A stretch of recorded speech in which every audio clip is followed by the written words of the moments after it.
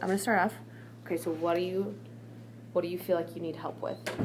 Or what are you struggling with? First, I feel like a lot of this, I feel like I could have done a little bit too much explaining in it, like unneeded, because I feel like it's kind of repetition because it's Act 1, 2, and 3.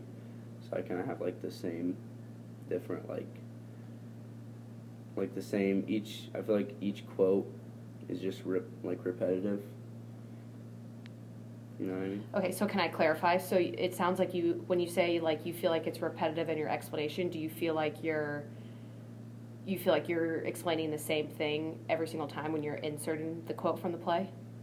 Yeah, like I do explain a little bit how it's like, because I'm talking about how Walter is like the progression in him giving up more and more on the dream that he has, and I feel like I do explain a little bit how it gets worse and worse, but at the same time, a lot of it is like me saying basically like just that his dream is ruined or corrupted. Okay, I can read through it.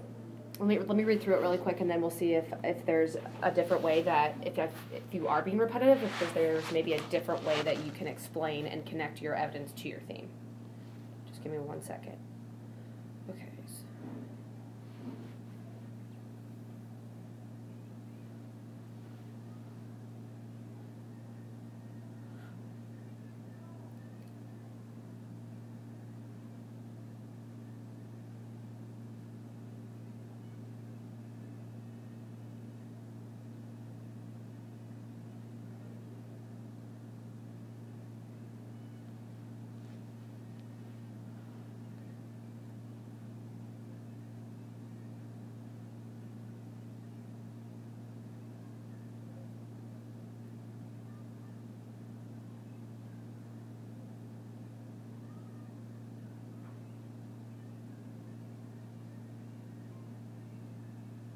Okay, so when I look at how you're explaining your textual evidence, I think you're doing a good job at explaining how it connects to your theme, and that's the goal. Is you should be saying like, here's this textual evidence, and here's how it shows my theme.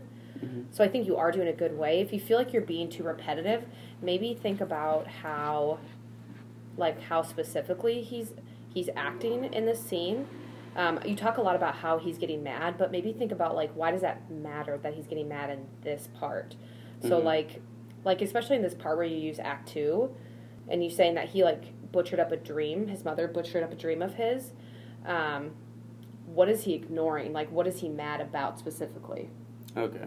Well, like, he's ignoring that, like, his family has a dream, and that maybe he should be more like, he should know that their dream matters too, and it's not just his dream. Exactly. So he's kind of ignoring what his family's desires because he's so focused on that money.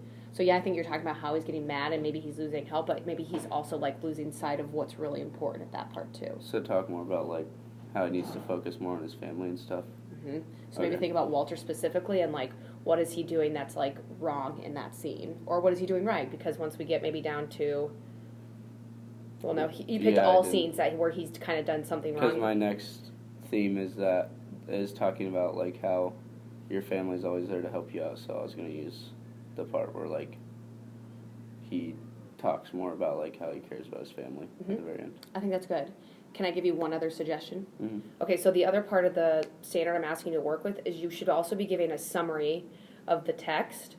So before you get into your textual evidence, you should be kind of giving some more context into what's going on in this scene. So, for example, this first one, this is early in the morning, and Walter and his wife are kind of arguing during breakfast, and they're arguing about his dreams. So those are things that's like a summary of the text that you should include in there. That's going to give a little bit more context to the textual evidence that you're including into your audience. Okay. Does that make sense? Yeah, that makes sense. So maybe just add a few more things to get more summary in that, and remember that as you go on to do that second paragraph too. Okay, sounds good. Sound good? Yep. Anything else you need my help with?